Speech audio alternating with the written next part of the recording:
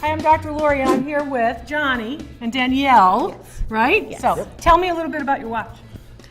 It's something I got from my grandfather, and he got it from my great-grandfather. Okay. And, Family's from England.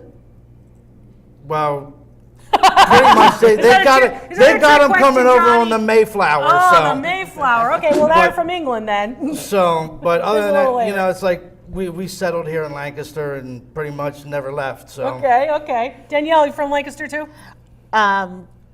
Pretty Neck much. of the woods? Yeah. Neck of the woods? Yes, Okay. yes. So this is handed down the family, Yes. right? Was it Johnny, here you're going to get the pocket watch? Was it like that?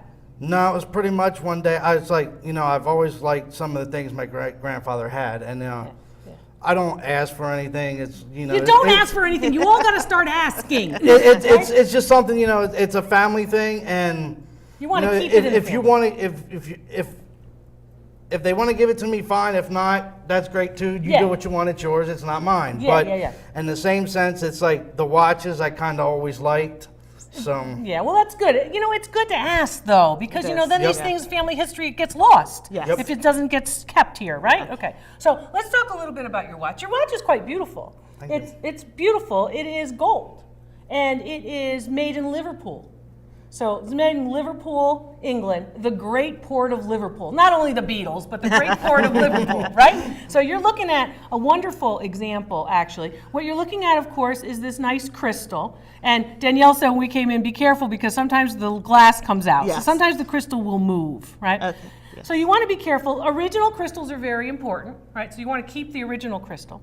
And then before we got started, we said, well, let's open this up and take a look. So basically, typically what you do is you push the button on the top of the watch and you open up the back. And then sometimes this back piece here will actually open. Not in your case. Your watch dates to the early part of the 1830s to the 1840s. These watches have a well. So you can see actually your watch opens from the front and here's the well.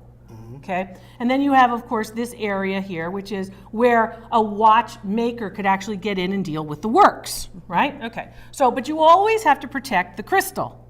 Because, the watch isn't worth anything if you can't see the hands, right? So what you're looking at here, of course, is the gold dial or the gold face.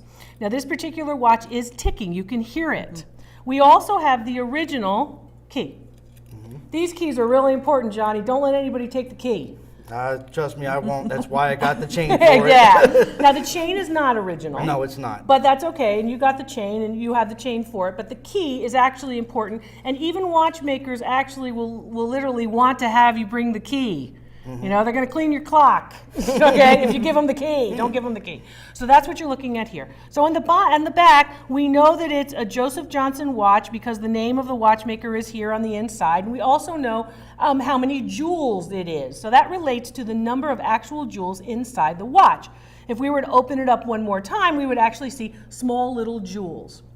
And I mean jewels like jewelry jewels, like, rubies, sapphires, small little jewels, because what this works on is this works all on. Do you know how this works, Johnny, this particular kind of watch? I do not. Okay, let's talk a little bit about how it works. Let's do that. This particular watch is going to work actually on all gears, right? All these different gears. So the jewels are placed in because they're hard rocks. Think of semi-precious jewels. They happen to have a color. Those particular jewels are going to allow those gears to keep moving smoothly. Okay? So literally what they do is they kind of scratch up against the jewels. Well, the jewels are hard, so then you don't have all gummed up dirt, condensation, moisture in the gears. That's what you're trying for. Liverpool is a very important watch center in England, and of course a very important port. The port of Southampton, the port of Liverpool. So everything's getting shipped out. So you can see how it would be easy for a watch like this to get from Liverpool to, of course, the United States. Also easy if your family is English and live near Liverpool, right? And they're coming over to the United States. So that's what you're looking at here. This particular watch is rather valuable for its gold, as well as for its originality. It's in very nice original shape. So what people will look for, what appraisers like me will look for, is I'll look for the key, I'll look for the watch chain if you have it, sometimes a watch fob, which was how you would connect it, right, onto your actual shirt or your suspenders or your person. And this particular watch, as I said, dates to about 1830, I would say 1835 to about 1850 is when this particular artisan is making these watches. Value on that watch is going to be anywhere between $1,200 and $1,500. It's based on the number of jewels. The higher the number of jewels, the more accurate the watch. So for example, I've appraised a Patek Philippe watch with 249 jewels. It was a $100,000 watch, solid gold. You don't have that watch. No. But if you have many jewels, about 20 jewels if you will, your watch will be more accurate than those watches that have 7 jewels. Mm-hmm. Make sense? Yeah. So jewels relate to accuracy. Okay. It's worth about $1,200 retail. And remember, all the values that I always give are retail values based on what other pieces are selling for in the market today. Okay. You're not selling this watch. No. Right? Nope. Because this watch is a piece of family history. Yep. Here's what you need to do. You need to write down that information. My grandfather was named this, my great-grandfather was named that. We know the watch was from here. Try to get that. Doesn't have to be fancy or pretty, but write it down somewhere for your kids, grandkids, whoever comes next. Okay. And then pass it down. Yep. Tell somebody you're going to get it.